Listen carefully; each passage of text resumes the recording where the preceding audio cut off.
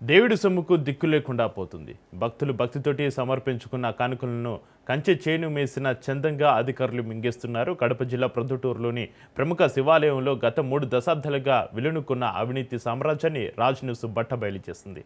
10 ఏళ్ల కాలంలోనే దాదాపు ₹1 కోటి మేర అధికారులు చేతివాటం ప్రదర్శించినట్లుగా సంచలన నిజాలు వెలుగులోకి వచ్చాయి.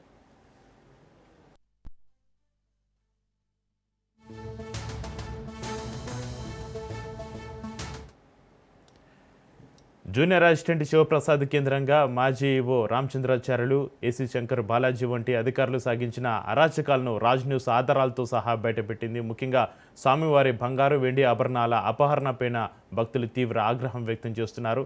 రాజ్ న్యూస్ కథనాలతోటి ఉలిక్కిపడ్డ దేవాలయ శాఖ విచారణకు ఆదేశించింది.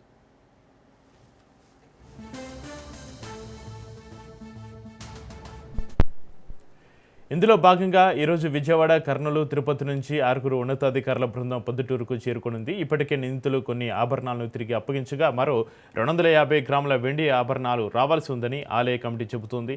ఈ విచారణలో మరికొన్ని నిజాలు బయటపడే అవకాశం ఉంది.